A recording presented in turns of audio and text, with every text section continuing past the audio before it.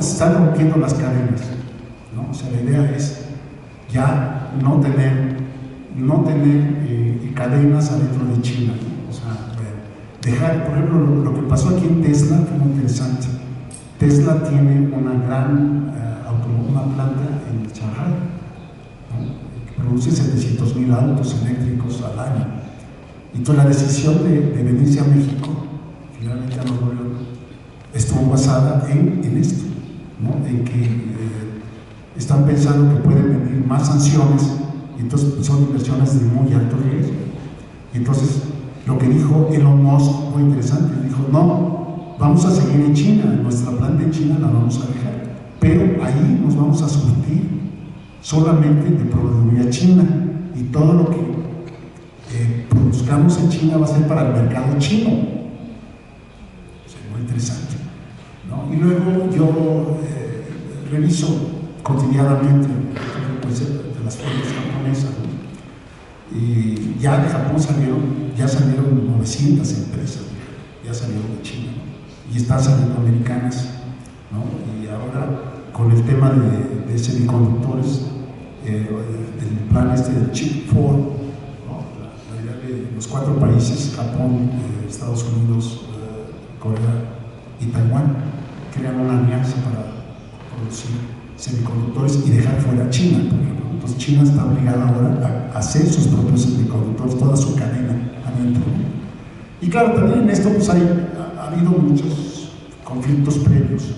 Por ejemplo, Corea, que tiene una alta tecnología para baterías de litio,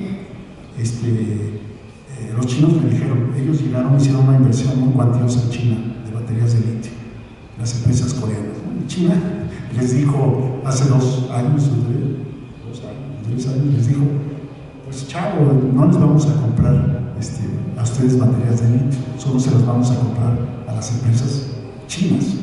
Entonces, también los coreanos pues, dijeron: es un problema, ¿no? Porque entonces, y así ha sido, ¿no? Entonces, esto está creando la famosa decoupling o el nearshoring, que se llama ahora. Y entonces están saliendo las empresas, se están yendo a partes. Y yo creo, mi opinión es que en América Latina el país más favorecido de este cambio geopolítico es México, ¿no? México es el país más. Aquí nos va a llegar el capitalismo por succión externa. Aquí estamos en la banca dormidos, pero va a venir un jalón, está llegando un jalón brutal, ¿no? Y nos vamos a meter, estamos metidos. Aquí va a ser algo muy. Lo que dijo López Obrador la otra vez es muy cierto. Es que aquí nomás hay 2 inversiones: la inversión nuestra, la pública, y la inversión extranjera. Sí, el empresariado mexicano pues está acá, y eso yo creo que es una de las grandes consecuencias del neoliberalismo en México. Desapareció la industria mexicana, ¿no? Entonces ahora viene toda esta, hay toda una cantidad de proyectos para instalarse en México, ¿no? Ahora hay ausencia de bodegas, por ejemplo, en el norte del país, ¿no? Hay muchos planes para llegar a todo el norte del país. Entonces, pero eso está pasando en otras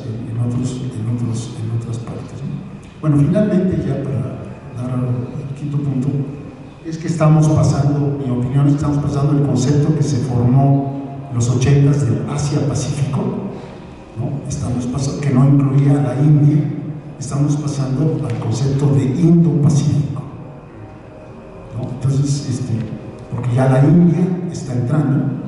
Les voy a dar un dato que este es también muy interesante, un dato y una información.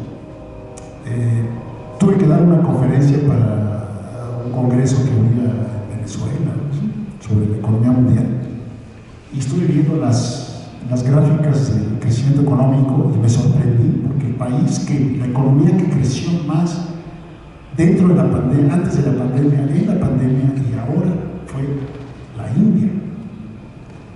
La India tuvo un promedio de crecimiento del 6%, ¿no? O sea, es muy interesante, ¿no? Dije, o sea, la India no viene con las tasas de crecimiento salvajes del 10, 12% que llegó a tener China, pero viene con crecimiento muy seguro. Y dos, una información: un famoso doctor especialista en temas, doctor médico, que salió de China precisamente porque lo censuraron por sus estudios críticos sobre las políticas demográficas de China, es que él advirtió desde 2012, 2013, lo pueden consultar, es el doctor médico Ji Fuan, bueno, su apellido es Ji. Es muy interesante, ¿no? Él salió porque hizo la crítica y lo censuraron y él se fue a Estados Unidos, ¿no?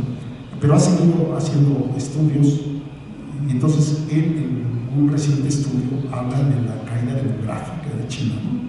De la cosa tan nociva que fue la política de un solo hijo, ¿no?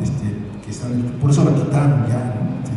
Porque sí, tienen dos problemas ahí. Tienen muchos hombres que no tienen macho, ¿no? Se van a tener que venir a América Latina o no sé a dónde a buscar esposas, ¿no?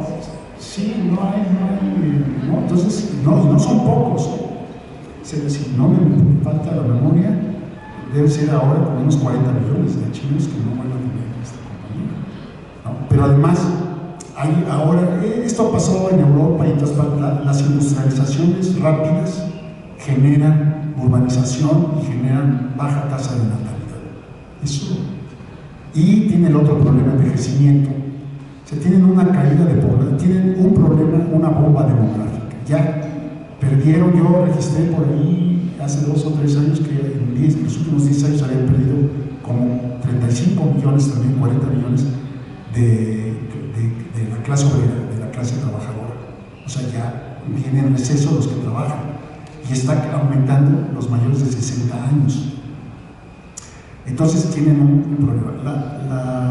La opinión, este doctor hace el estudio demográfico de la India, y la India, según este doctor, claro, aquí también es que China parece que oculta, es eso el tema, ¿no? El tema del manejo de las estadísticas, que oculta la verdadera problemática demográfica que ya trae de caída demográfica. Pero este doctor apunta que realmente ya en este año, a 2 años, 3 años, ya la India va a ser el continente más poblado, porque es un continente, el continente más poblado del mundo, y va a seguir todavía la India.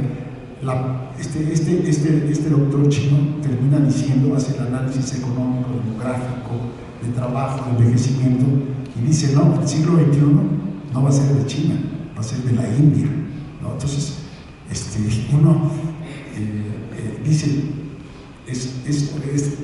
es toda esta lucha de poder. Entonces está trayendo a la India, ¿no? Y ellos, la India, que tienen alta tecnología, son muy fuertes en medicamentos, en vacunas, como se vio, son muy talentosos en el manejo de las comunicaciones nuevas, digitales y demás. Entonces, pues muy interesante, ¿no? Entonces es una reconfiguración del poder mundial. Termino diciendo que en el caso nuestro, la cosa es, yo pienso que en el caso de China, pienso igual que el profesor americano, creo que aceleraron, ¿no? Deng Xiaoping había dicho, vámonos con calma, no creo que aceleraron, porque efectivamente yo soy de los que creo, he escrito cosas, que Estados Unidos está en declinación, pero hoy todavía Estados Unidos es muy potente, tiene un gran poder militar, poder económico, poder financiero, ¿no? Y entonces la idea de cuándo va a terminar la declinación de los Estados Unidos, pues no sabemos, ¿no? Pero en estos cambios, todo lo que está pasando, sí, México tiene que estar muy alerta, porque nosotros, esta declinación de los Estados Unidos nos va a traer a lo mejor cosas buenas, si las sabemos manejar, pero también nos puede traer cosas negativas, ¿no? Entonces, como también lo estamos viendo todos los días, ¿no? Con el tema de la inseguridad, las drogas y todo esto, ¿no? Así es que creo que estamos viviendo un momento pues muy importante en el mundo, de grandes cambios, ¿no? Entonces, yo lo que hago en este momento es callarme, para que ustedes puedan respirar un poquito y darles el micrófono y me puedan hacer el tipo de preguntas, comentarios que ustedes consideren que pueda aportar o puede ser relevante para que yo la pueda contestar. Muchas gracias.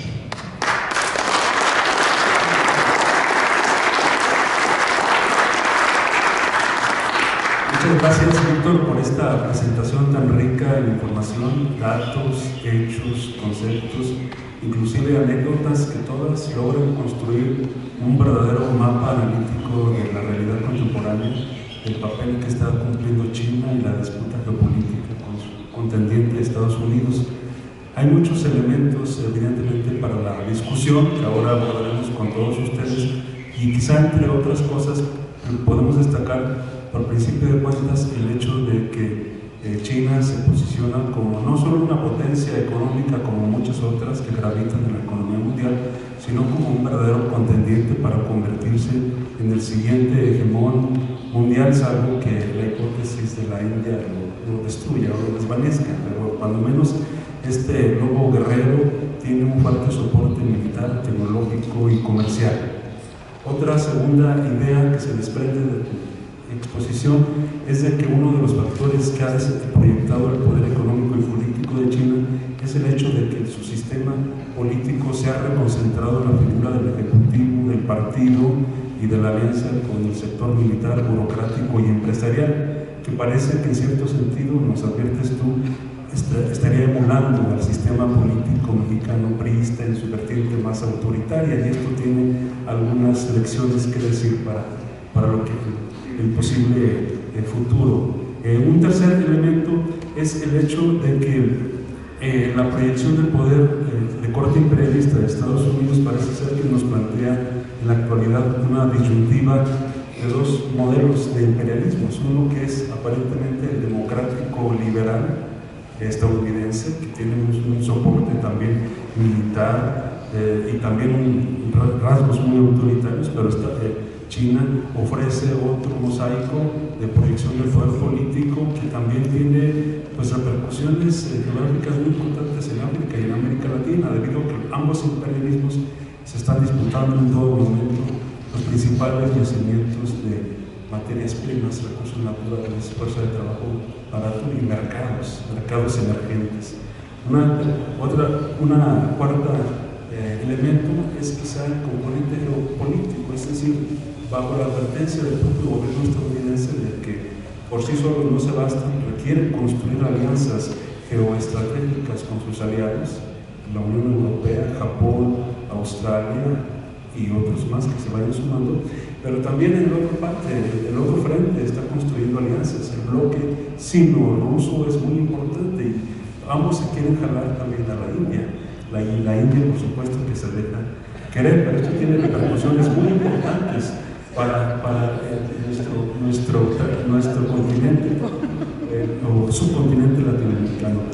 Por último, esto supone también que la forma en que se está realizando la confrontación no solo tiene componentes tecnológicos, políticos y comerciales, sino este punto crítico que es la ruptura de la columna vertebral, que es las cadenas de producción que estaban plenamente asentadas en Estados Unidos, pero que gran parte eran pues, filiales de las grandes corporaciones estadounidenses, japonesas, algunas europeas, pero que ya China les había avanzado en el terreno debido a que se había construido todo un arsenal científico, tecnológico que le permite competir en el mercado mundial. Y esto abre una ventana de oportunidades. Esto estamos succionando sin movernos, la posibilidad de que México se reedite como una especie de nueva plataforma de producción y de exportación que se beneficiaría de esta relocalización de algunas de las cadenas productivas que se quieren sacar de China hacia territorios como el mexicano, bajo la subordinación del bloque económico de América del Norte, como se desprende de lo anterior. Todo esto pues, plantea las dos últimas preguntas que quizás se puedan abrir también al público. El papel emergente que no solo está cumpliendo China, sino que eventualmente estaría llamado a jugar, en este caso la India, otro de los grandes contendientes del ajedrez geopolítico mundial, pero de manera particularmente América Latina y México. ¿Cuál es la posición que se planteará ante la recomposición de los grandes bloques del poder y sobre todo en este escenario de una fuerte confrontación geopolítica por la dominación de la economía política mundial?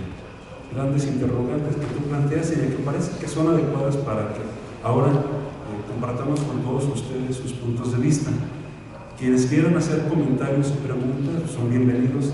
Sugiero que hagamos un primer bloque de 5 participantes Mucho les agradeceremos que sus intervenciones, en la medida de lo posible, fueran breves para que todos puedan participar. Entonces comenzamos con los primeros 5 que quieran anotarse. Y si quieren comenzamos por este lado y luego nos pasamos a...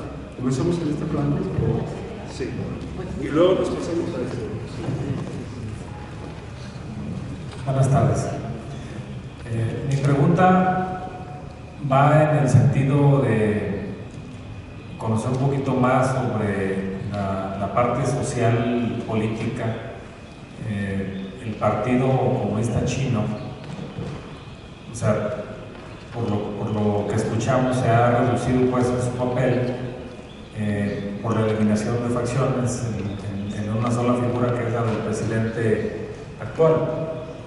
Pero al mismo tiempo vemos que el partido administra pues grandes capitales, empresas, que es como la cara hacia el exterior, y que, como viene en un texto de su autoría, es parte de un sistema de tres sistemas políticos que coexisten, ¿no? Del sistema tercermundista dentro de la misma China, el sistema socialista y el sistema ya industrializado de la China. Mi pregunta específicamente es: ¿qué papel desempeña la sociedad china en la construcción de este partido y en el liderazgo del presidente? ¿Lo pasas a un lado? No, se puede pasar acá, exactamente. Mira, dos temas que me parecen importantes, a ver si nos puedes decir algo. Uno es la presencia de China en África, que cada vez es más importante, y en América del Sur, sobre todo. Que también hay una presencia importante, mejor tú platícanos. Otro tema que me parece muy importante es el tema de la esfera científico-tecnológica. Por ejemplo, en Estados Unidos hay una disputa gigantesca en la Organización Mundial de la Propiedad Intelectual, y están prácticamente en una confrontación impresionante China y Estados Unidos. Pero también en Estados Unidos el 54% de las patentes son extranjeras, y los principales grupos que están participando, ¿no?, en las nuevas innovaciones, los nuevos inventos, son en primer lugar India y en segundo lugar China. Entonces, a ver si algo pudieras decir en relación. Yo le quiero preguntar qué tipo de tratado económico hay para que en México haya sido tan permisible para que los productos chinos económicamente estén en todos los hogares. Yo creo que el 40% de lo que consumimos o tenemos es chino. Si ese mismo tratado incluye algo respecto a la contaminación que los productos producen y qué impacto va a tener en el medio ambiente los productos. Y brevemente le comento que también debemos de atender a la preparación de los jóvenes. Una experiencia muy rápida, le digo, en Pensilvania, en una escuela de medicina que yo estuve cerca por un curso de mi hija. Nada más en la universidad ella era la única mexicana, todos los demás eran chinos. Entonces ahí pongo esto para que veamos qué visión están teniendo al respecto. Gracias. Profesor Víctor López, dos cuestionamientos. Uno, cuando nos marcas en tu exposición que Xi Jinping asume el poder en China con el Partido Comunista Chino en el 2012, y viene un año 2013 donde presenta una propuesta de concepto de comunidad compartida para toda la humanidad. Eso está en el discurso, eso está en el concepto, eso está en la teoría. Preguntarte en la práctica, en acciones concretas, cuál ha sido la congruencia del gobierno de China y de China como país para materializar esa idea de la armonía y de la cooperación. ¿Y por qué es importante abordar esa pregunta? Porque cuando vemos esa emergencia de China, pues no perdamos de vista que hoy China es el principal acreedor mundial, es decir, al que más lana le deben en distintos países del mundo. Hoy China está en la punta con la tecnología 5G. Hoy China le está disputando los precios del oro a Londres.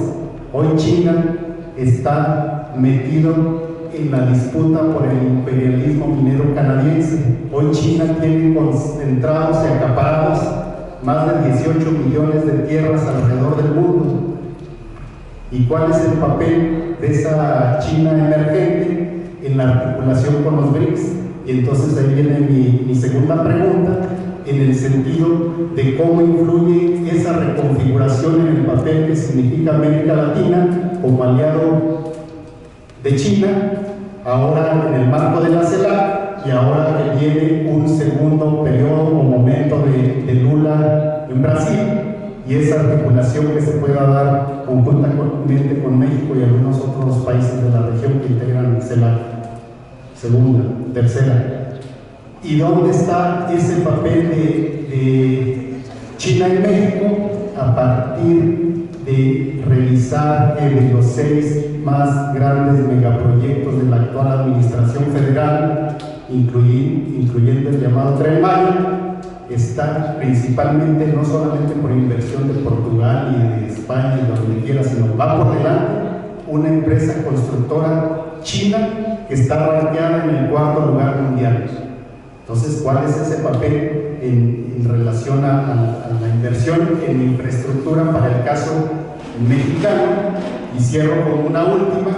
¿Y cuál es el papel del aporte de China a la humanidad en el tema de salud milenaria y de salud en materia de innovación tecnológica en el marco de la pandemia y la pospandemia? Muy poco en tu discurso te centraste en la coyuntura que estamos viviendo ahorita en el marco de la pandemia y de la pospandemia. Ya sí dijiste de las vacunas y no sé cuánto, pero el asunto es que tenemos ¿cuál fue el aporte de China para las vacunas? 2.000 millones de vacunas, o sea, para alrededor del mundo. Entonces, ¿cuál es ese aporte concreto de China pensando en la innovación tecnológica y en el tema de salud? Una última intervención de este primer bloque para no abrumar tanto. Sí. Una muy rápida sobre, ya la apuntó Humberto, sobre la guerra Rusia-Ucrania y las posibles consecuencias en términos geopolíticos en la relación con China. Gracias.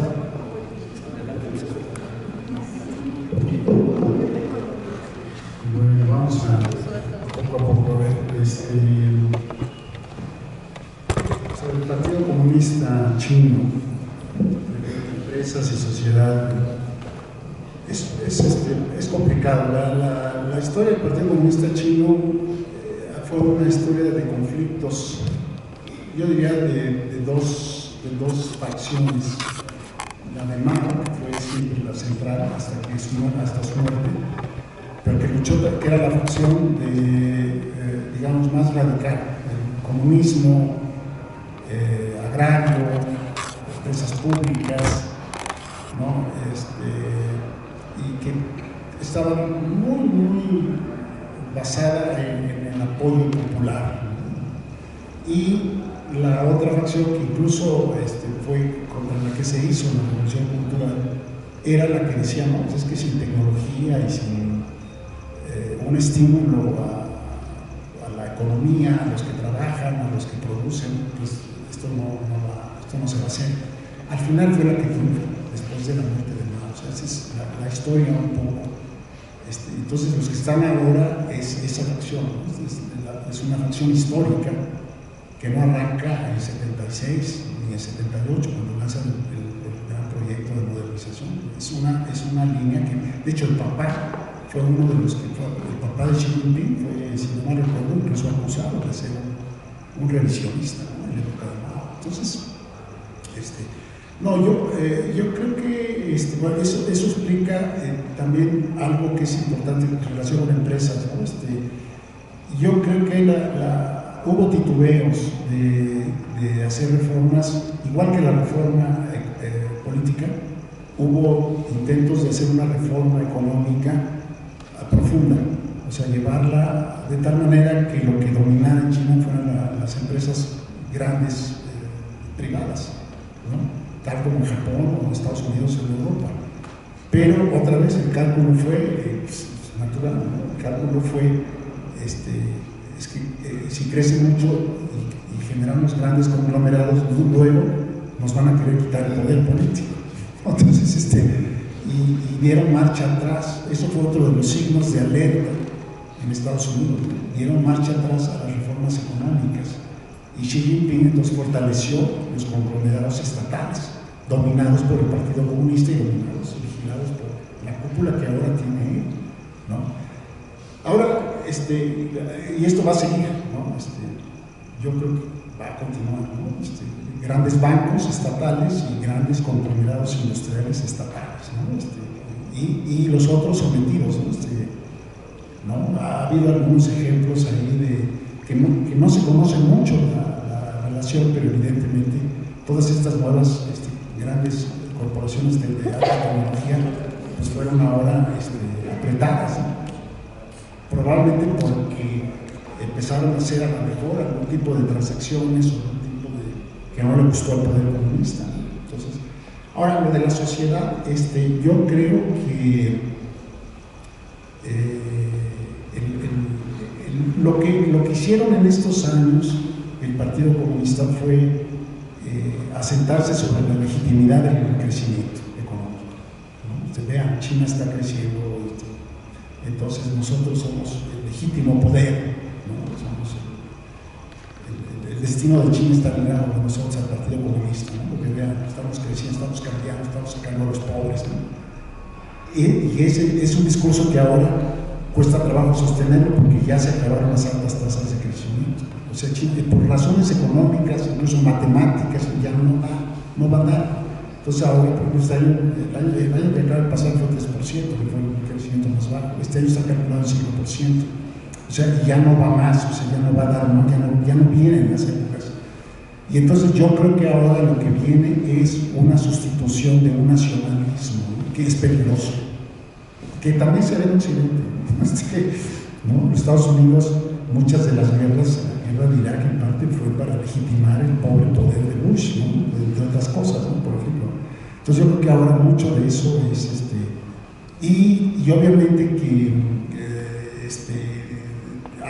se ha apretado mucho todo lo que Xi Jinping ha expedido muchas leyes de control, ¿no? De control incluso digital, ¿no? La famosa ciberseguridad, ¿no? Entonces ahora si tú convocas a una reunión, vas a la casa, ¿no? Convocas a decir, ¿no? Y al final sacaron a Google, sacaron a Facebook, sacaron, lo sacaron, ¿no? Va a ser interesante qué va a pasar con TikTok, por ejemplo, ¿no?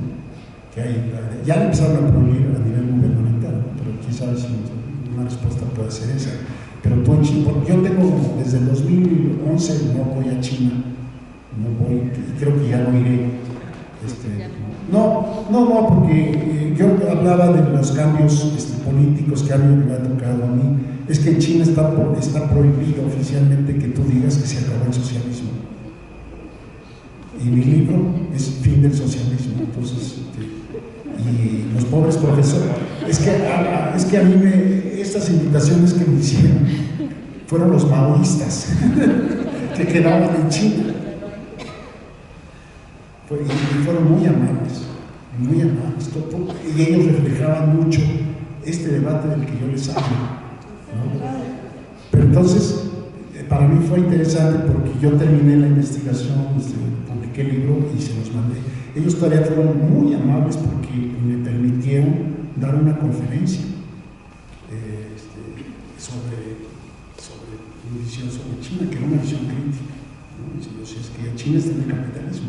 Cuando esa todavía en 2008 era una palabra que no podías decir. En fin, y entonces esto quiere decir que la censura está, claro, la gente ahora pues, con el capitalismo fácil, ¿no? Los muchachos, ¿no?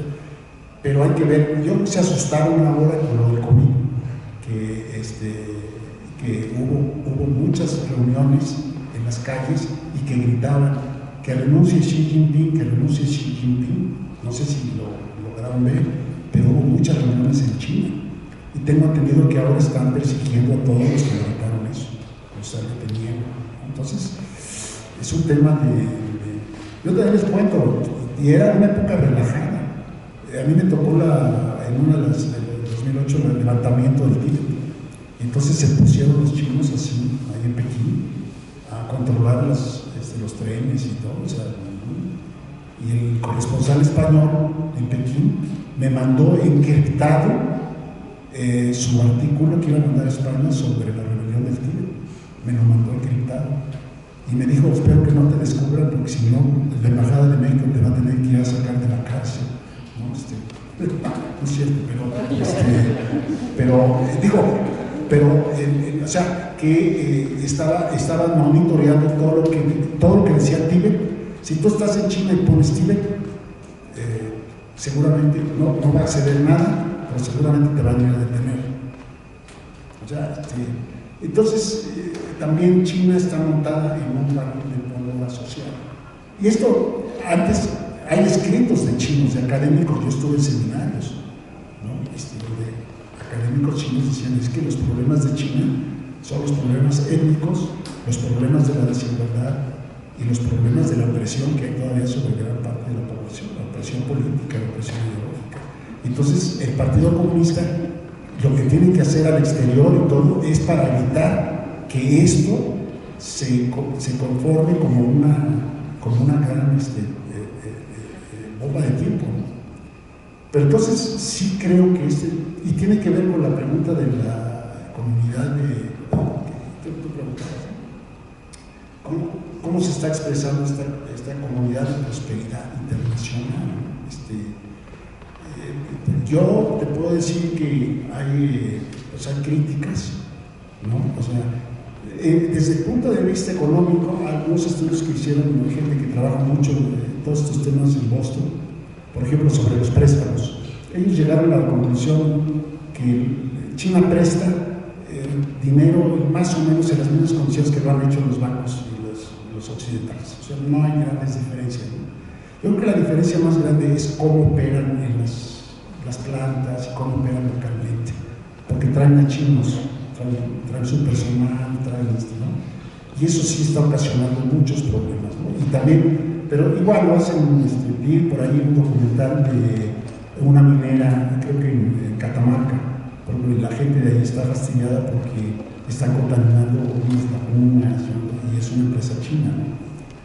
Pero pues igual aquí las empresas canadienses contaminan aquí, o sea, por eso digo, no hay, es mejor el imperialismo chino, quién sabe, o sea, no sé, o sea, en África, por ejemplo, en África están medios, preguntando también de África, pues están medios molestos, ¿no? No creo que, porque ahora tienen deudas, pero ese tema es como América Latina, ¿no? Nos endeudamos, pero si no exportas y no tienes divisas, ¿con qué vas a pagar? Por eso yo decía que si China no abre su mercado, pues va a enfrentar los mismos problemas de caídas, ¿no?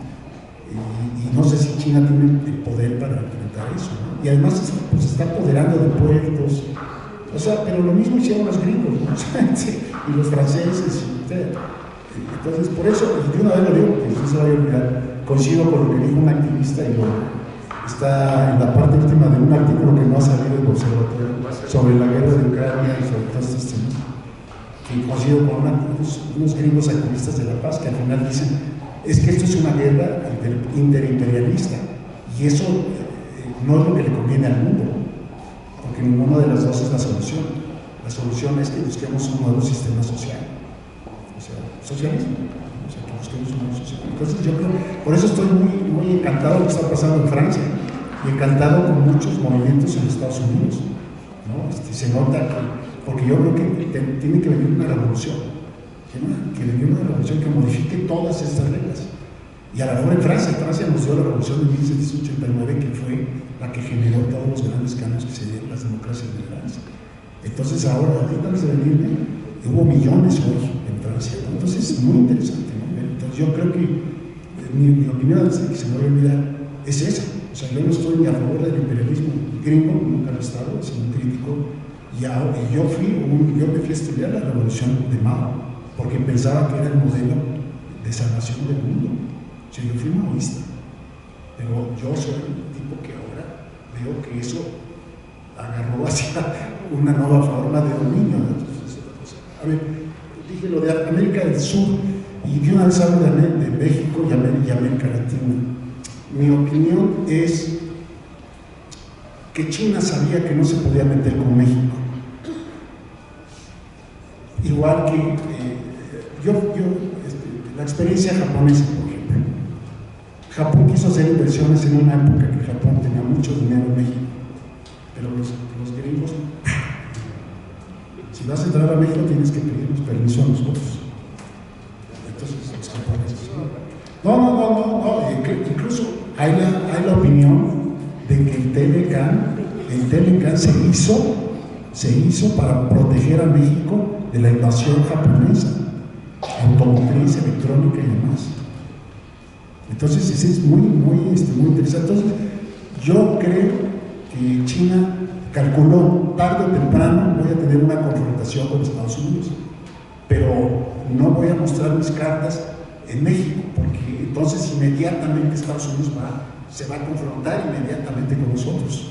Entonces, yo creo, si uno ve la inversión extranjera, México tiene el 1% de toda América Latina.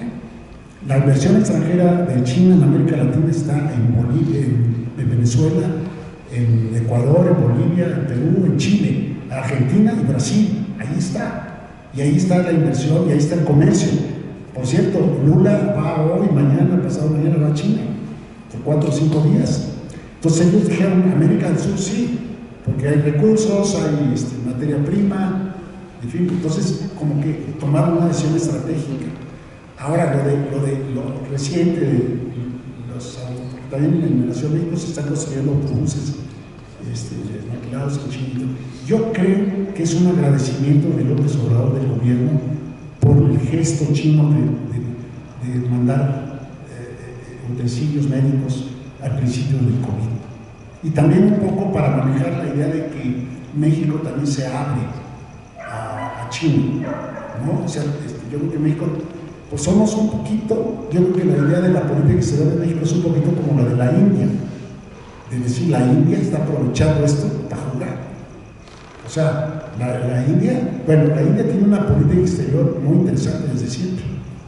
La India decía, yo soy soy pobre, soy débil, pero no soy idiota. O sea, no soy idiota. Entonces, vamos a tomar decisiones. Si los gringos vienen y nos ofrecen algo, lo vamos a pensar. Si le favorece a la India, lo aceptamos. Si no nos favorece, no lo aceptamos. Entonces, es muy interesante, ¿no?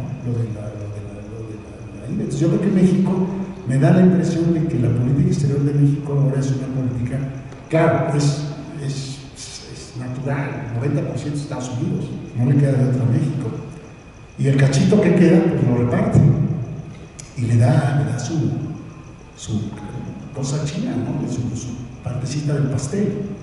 Pero, por ejemplo, un dato, es decir, una anécdota. ¿Se acuerdan del famoso tren de Querétaro, Ciudad de México, Querétaro, que iba a ser por chinos? ¿Saben por qué no se hizo? Hubo una llamada de la Casa Blanca a Peña Nieto. No va. Y no fue. ¿No? Entonces, y México perdió, tuvo que pagar la indemnización.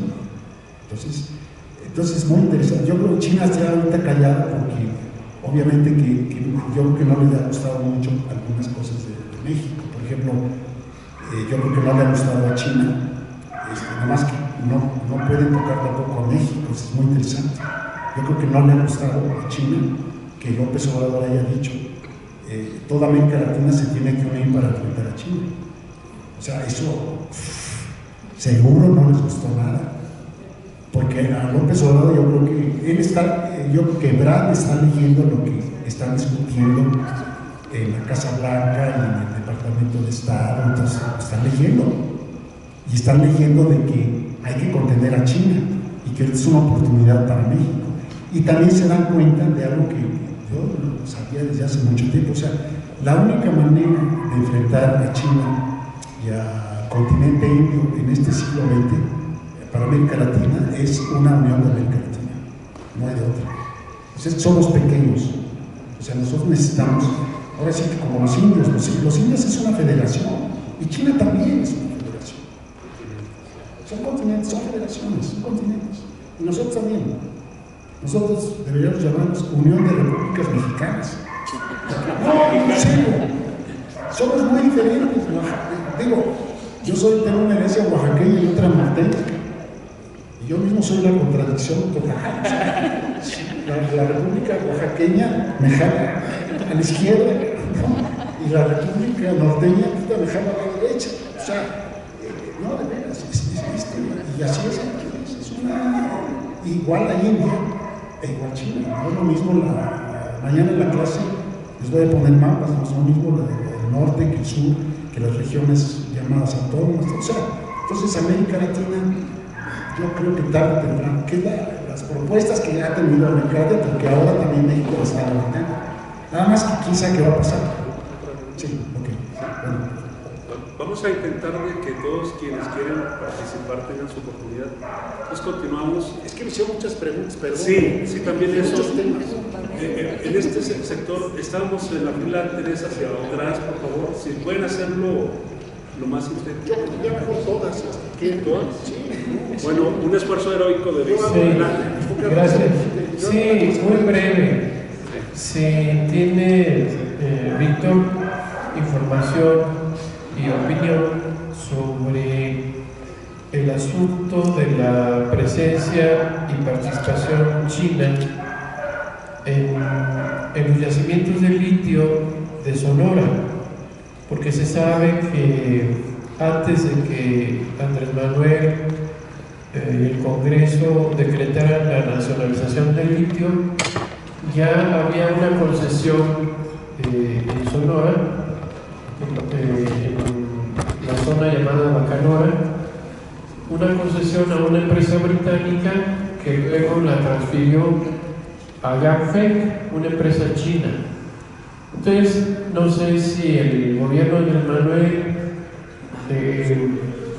está haciendo algo para recuperar el control de esos recursos, porque aparentemente Ganfeng está protegida por el principio de no retroactividad de la ley, ¿no?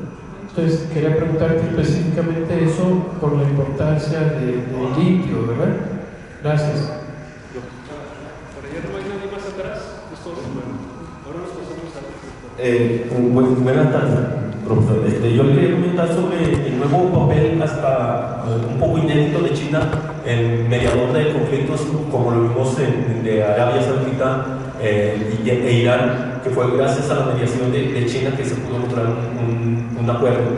¿Qué comentario le merece este nuevo papel que está desempeñando China como mediador, sobre todo allá en regiones de Medio Oriente? Gracias.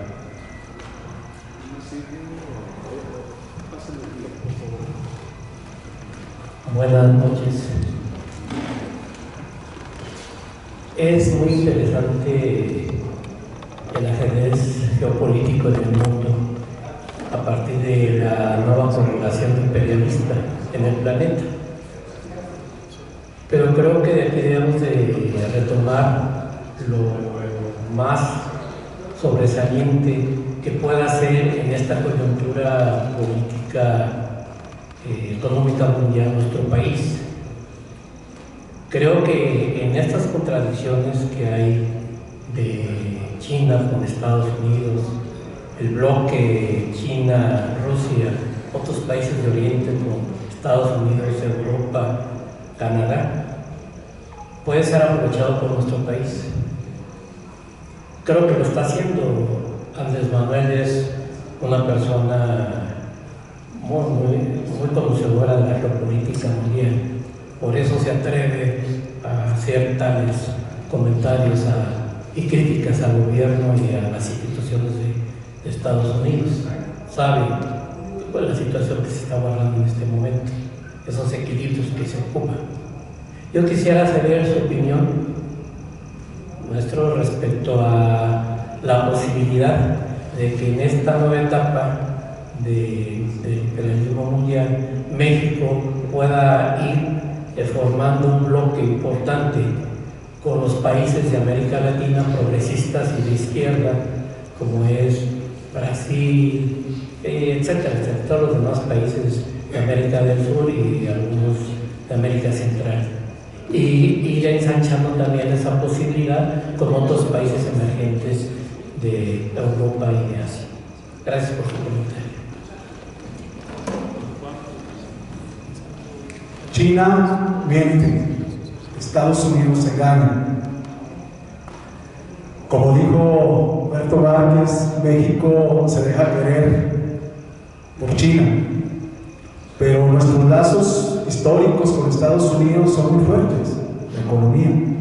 La pregunta es, en este momento, en este preciso momento, en el 2023, ¿qué está haciendo México para hacer convenios para que no vengan los chinos, por ser imperialismo también, al igual que Estados Unidos, y no llevarse nuestros recursos y dejarlos vacíos y las ganancias sean para ellos? ¿Qué está haciendo en este momento el gobierno mexicano para poder solventar o poder hacer una estructura que México gane lo que pide y que sea parte de una economía mundial, de una globalización donde ganemos todos? Gracias.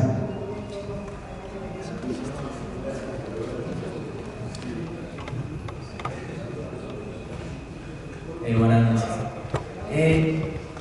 Yo analizo que Estados Unidos siempre ha tenido una tendencia a mantener su poder, pues reforzándolo mucho con esa parte militar, ¿no? En Sudamérica pues hemos tenido, a diferencia de China y Estados Unidos, con Estados Unidos tuvimos un plan Cóndor, cantidad de golpes militares, golpes de Estado militares que fueron fuertemente influenciados por ese poder hegemónico de Estados Unidos. Y bueno, y no hay que olvidar eso. Nosotros jugaremos, por lo menos en esta región latinoamericana, no hemos tenido esa hegemonía y esa parte militar tan destructiva en América Latina, ¿no? ¿Cómo ve usted, doctor, esa perspectiva militar de China para mantener esa hegemonía en el modo de producción capitalista?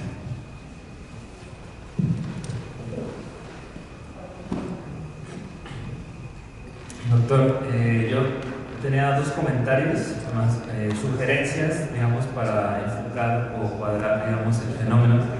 El primero, digamos, si nuestra unidad de análisis es el país y tenemos un país con condiciones desfavorecidas respecto a otro con mejores condiciones, no se entendería nunca cómo uno le empieza a disputar al otro, ¿no? Todo parecería una especie como de boicot.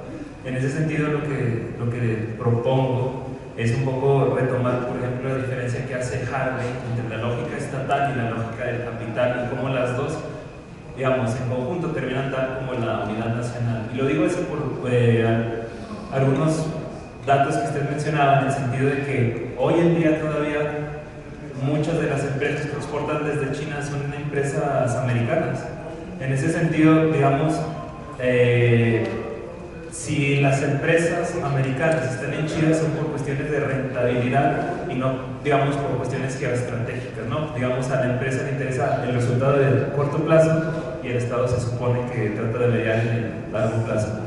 Y la otra cosa que quería comentar es, digamos, en esa idea que usted mencionaba de ahí viene el lobo, de ya se acerca el lobo, pues yo creo que desde ciertas perspectivas creo que el lobo está muy lejos.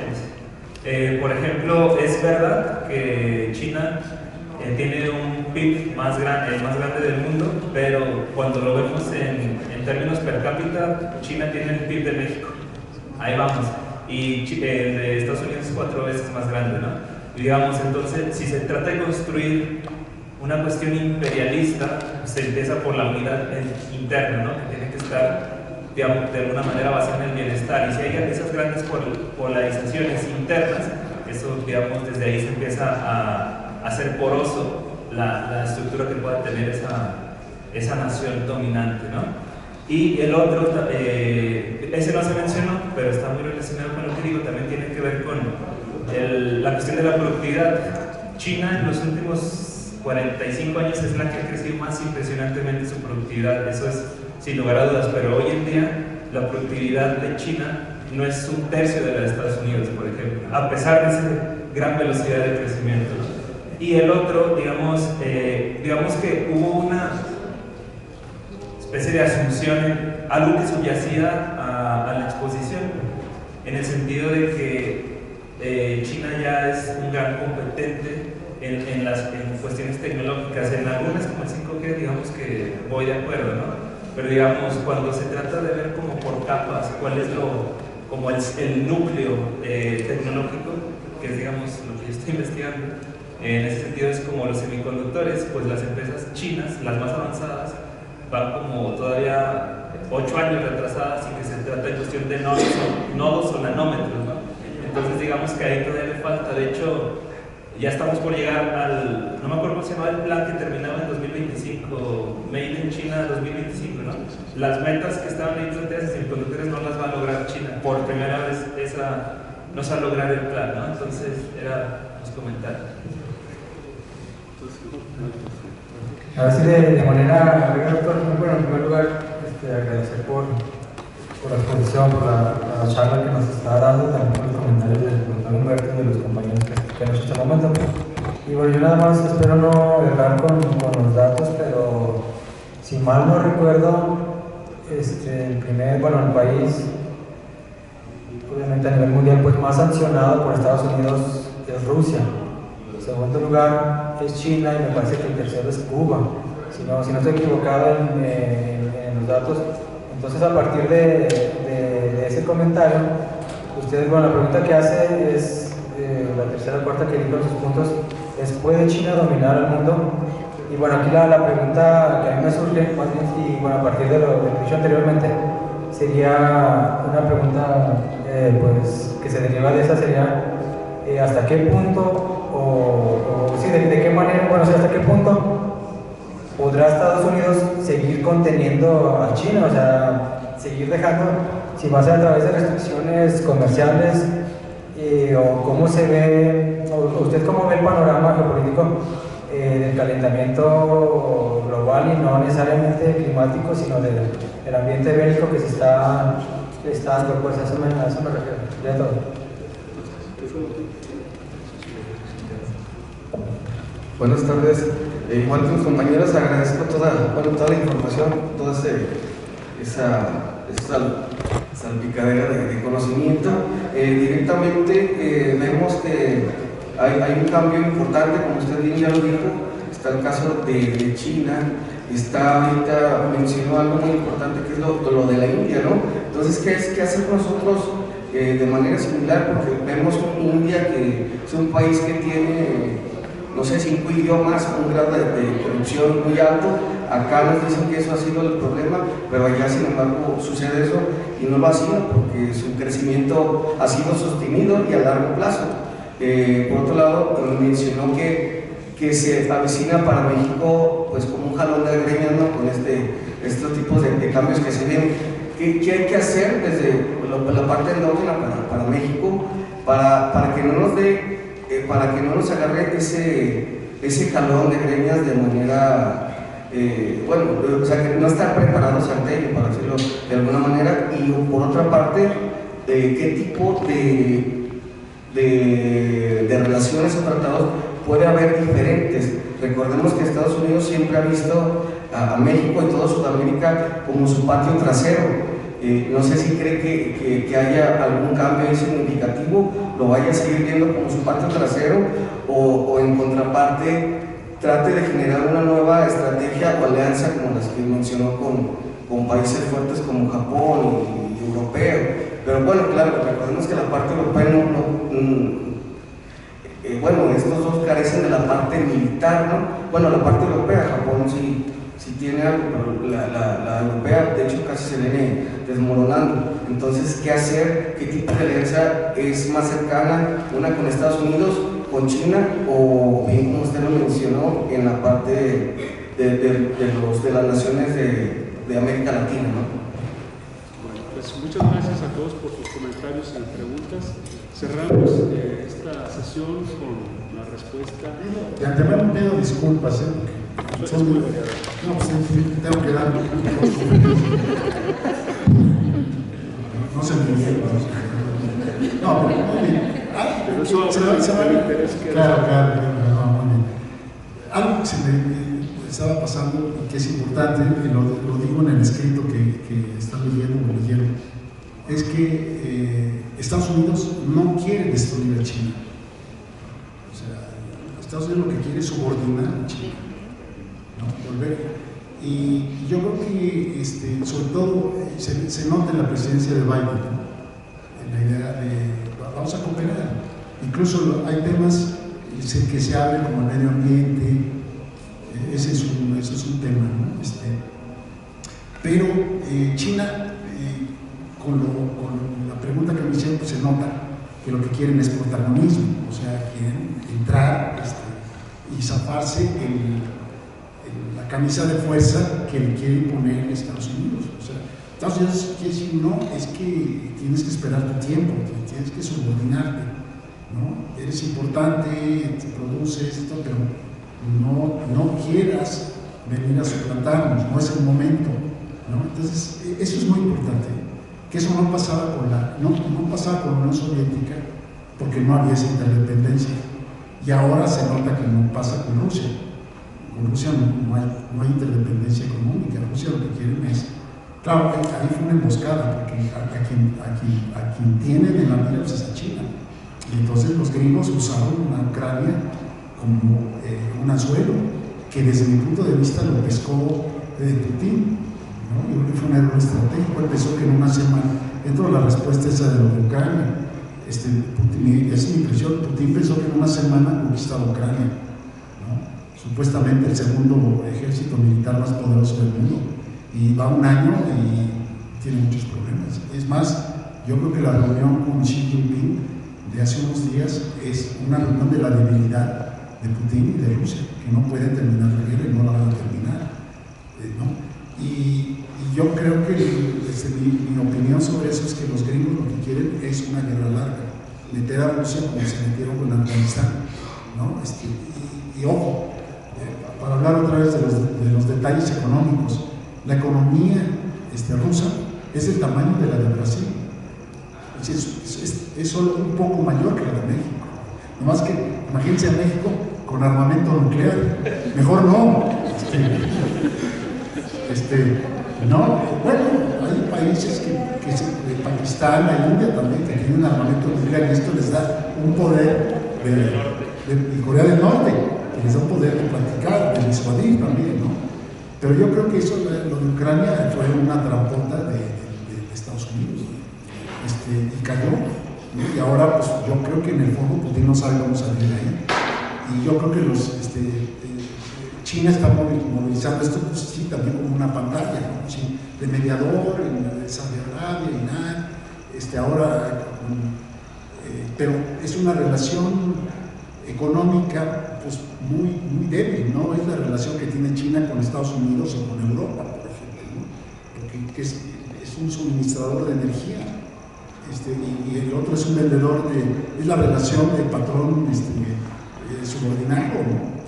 Yo, mi opinión en eso es que China lo que quiere es que haya una Rusia débil, pero no que desaparezca.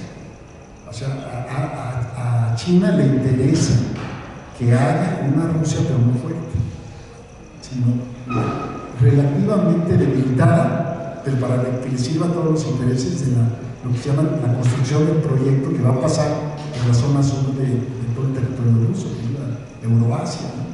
Entonces mi opinión es esa, y seguramente ahora se puede complicar la cosa, porque Putin, la guerra le cuesta, lleva gastados $80,000 millones, que no es una gran suma, pero es una suma para la economía rusa, es una suma respetable, y no sé si creo que mensualmente estaba gastando como 10 mil millones de dólares. O sea, es un gasto que lo va a tener que quitar del presupuesto, seguramente de educación, de salud, ¿no? Y entonces, si esto se alarga a otro año, 2 años, y a Rusia seguramente los gringos le van a decir a Zelensky, no aceptes, más que la única forma de negociar es que Rusia se salga totalmente del territorio y en una de esas hasta devuelva Crimea. Y Putin no lo va a hacer, porque es un macho también, ¿no? Estamos ahora realmente en el mundo de los grandes machos, ¿no? La verdad, es una disputa. Y el peligro, yo la verdad es que veo el peligro de que esto se pueda descontrolar, o sea, la verdad, se los digo. Si ustedes recuerdan, hace años nunca imaginamos que íbamos a poder tener una epidemia mundial. Veíamos las películas y decían, pues es una ficción. No, ya la tuvimos. Entonces, cuando hemos visto acontecimientos nucleares, pensamos, no, eso no va a pasar. ¿Quién sabe? No. Yo no sé si Putin, arrinconado, pueda tirar una bomba disuasiva, no en una ciudad, sino en un territorio no poblado, en Ucrania, y decir, aguas, si siguen, entonces ahora sí voy a ir. Entonces, y esto nos va a llevar cada vez a o sea, esto está es realmente muy delicado, ¿no? Me voy acercando a algunas, la cuestión de las vacunas, la cuestión de la tecnología, los estudios que hay, Raúl, es que China tiene muy desarrollado lo que se llama la tecnología de aplicación. Ha avanzado muchísimo en patentes y en innovación, pero todavía Estados Unidos lo derrota en innovación, ¿no? Y lo que mencionaban, por ejemplo, China ha destinado casi 300 mil millones de dólares a los semiconductores y no ha podido, ¿no? Y ahora pues por eso es que lo van a atacar ahí, ¿no? Y eso sí va a ser un problema. Por cierto, yo no sé si en el fondo el intento de tomar Taiwán es porque Taiwán suministra el 30% de semiconductores del mundo a escala global, entonces también puede ser eso. Hubo muy recurrente la pregunta de América Latina, México. Yo creo México tiene una ventaja con respecto a Centroamérica y Sudamérica, es que México tiene un know-how, tiene una forma de tratar con los Estados Unidos que no tiene ningún país en América Latina. O sea, hay un formato de cómo negociar con este mastodonte, ¿no? Entonces, que no tiene Colombia, o sea, para los que no viven en un país limítrofe con Estados Unidos no se entienden muchas cosas. Y además se ha complicado ahora por los 40 millones de origen mexicano que viven en los Estados Unidos. Y yo a tu pregunta, la pregunta del compañero, yo lo que veo es que México no solo nos estamos convirtiendo en una extensión, o somos ya una extensión de la economía de Estados Unidos. Somos una extensión, no sé si llamarle implante, enclave, colonia, somos una extensión. Somos una extensión cada vez más. ¿Cuál? Satélite, periferia, integrada, subordinada, superior, inferior, no sé. El tema es que esto puede, creo que lo que está pasando también es una extensión política, es muy interesante. O sea, ya se nota, no sé, hay que darnos cuenta, ya todos los días es un ir y venir, debates entre el presidente mexicano, autoridades de Estados Unidos, autoridades políticas también en México, regionales, autoridades de los Estados Unidos. O sea, es muy interesante, ¿no? Empieza a darse, lo estamos dejando de ver como extraordinario a ver lo normal. Lo normal era que ellos siempre nos dijeran cosas, y nosotros calladitos, patio trasero. Ahora somos un patio trasero a la India. Espérate, o sea, déjame, yo también te puedo decir cosas. ¿En qué está basado eso? En este caso, concretamente, es el enorme poder popular que tiene López Obrador, que le permite eso. Y dos, la debilidad de Estados Unidos, la declinación de Estados Unidos. Estados Unidos, claro, Estados Unidos no se puede permitir los grandes intereses gringos. ¿Ustedes saben por qué no se pusieron las tarifas cuando Trump amenazó que México lo que está diciendo Roger, no se pusieron porque a los que iban a afectar eran las empresas gringas, son las que exportan. Si ya no hay empresas mexicanas exportadoras, casi, o sea, ¿no? Y pues no se aplicaron, pero no fue porque México reaccionó. Entonces, la relación económica cada vez es mayor. Ahora, también entender que eso cuesta mucho trabajo en México, entender a los Estados Unidos. Estados Unidos es muy complejo políticamente, es muy fragmentado, es un sistema muy fragmentado, ¿no? Ahí en Washington se encuentra uno en la misma calle, la oficina de ayuda humanitaria a Bolivia, y enfrente está la CIA fabricando un golpe de Estado en Bolivia. Entonces, no, eres Estados Unidos. Y los que están de ayuda humanitaria, habla uno con ellos que están totalmente serios en que hay que llevar ayuda humanitaria, hay que salvar y hay que hacer esto. Y los de frente también están totalmente seguros de que hay que ser un Estado, porque eso no es Estados Unidos. Entonces, Estados Unidos es muy, muy complicado. México no se entiende porque venimos de un sistema priista en donde pues, lo que decía el presidente pues, era la opinión, y ahora se ha delegado, pero ahora son, digamos, opiniones todavía muy centralizadas. Nosotros no tenemos, la verdad, no tenemos esta fragmentación de poder. Estados Unidos sí tiene una enorme fragmentación de poder. Creo que esto, termino con una cosita de las vacunas, nada más una cosa de anécdota. Creo que las vacunas chinas contra el COVID no funcionaron muy bien. Por eso ahora ellos, creo que les acaban de negar, querían comprar una farmacéutica que produce las nuevas vacunas, porque cambiar estas produce mensajeros, ¿no? Ellos tienen las tradicionales. Y creo que no funcionaron porque la gente se enfermó mucho más que con las que se vacunó la gente en todo el mundo. Acá en México, por ejemplo, parece que los que se vacunaron, efectivamente los que se vacunaron con las vacunas chinas se enfermaron más, o sea, les pegó más el COVID que las que lo hicieron con otras, ¿no? Entonces, y yo creo que por eso también fue el COVID muy fuerte de estar, pues, lo mantuvieron hasta ahora, hasta diciembre, hasta noviembre, diciembre, cuando ya no pudieron sostenerlo, ya iba a haber una rebelión, ¿no? Ya no podía la gente estar más aguantando. Entonces, sí tienen de todos modos, tienen problemas todavía en muchas áreas, en muchas partes, ¿no? México tiene una última idea. Chile es el que habla, siempre dice el último, y nunca dice el último. No, México tiene una gran oportunidad. Yo estoy muy optimista. México tiene una gran oportunidad, siempre y cuando no tengamos una situación muy lamentable en el mundo, especialmente en la guerra de Ucrania. Pero México tiene una oportunidad. Creo que México, yo como estudié las economías emergentes de Asia, allá lo que pasó es que cuando Japón se desarrolló y todo, tuvo un impacto brutal en toda Asia. Se creó la idea en inglés de look to the east, o sea, ya no mirar, no look to the west, o sea, no mirar a Estados Unidos y a Europa, sino mirar a nosotros, a los asiáticos. Japón generó una corriente de que se podía generar un capitalismo muy fuerte a la japonesa. Entonces yo creo que el modelo mexicano, mañana me lo comentaba yo con Raúl, el modelo mexicano es un capitalismo muy sui generis, que está surgiendo, es nuevo, son de los nuevos capitalismos que están surgiendo en el mundo, el mexicano es uno de ellos. Y yo creo que el caso mexicano puede arrastrar, puede convertirse en un modelo para América Latina. Me puedo atrever a decir aquí algo que a lo mejor es de riesgo, pero apaguen la cámara. Porque a veces uno dice cosas que no son.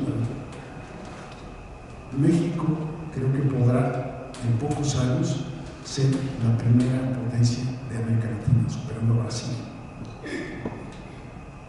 O sea, creo que esa va a ser una de las noticias más importantes, puede ser una de las cosas más importantes dentro de pocos años. Y eso va a tener un impacto formidable en toda América Latina, porque entonces obviamente van a decir, look to the Mexicans, hay que mirar a los mexicanos.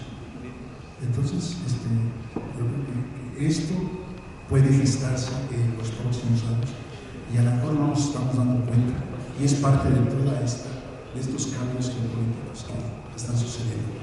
Como siempre les agradezco mucho, como ven ya me llevé mi premio del queso menonita.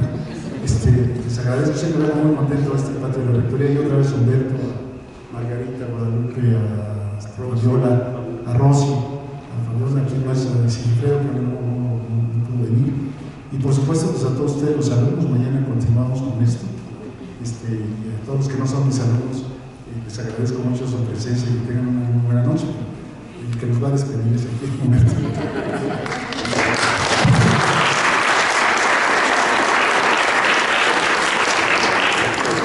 Si no disponen de otra cosa, hemos llegado al feliz término de esta sesión. Agradecemos encarecidamente esta disertación del doctor Víctor López Villalbañe, porque indiscutiblemente nos ha revelado muchas de las pistas claves para descifrar la confrontación hegemónica entre Estados Unidos y China, y eventualmente la configuración de un nuevo sistema de poder mundial con lo que de esto resulte.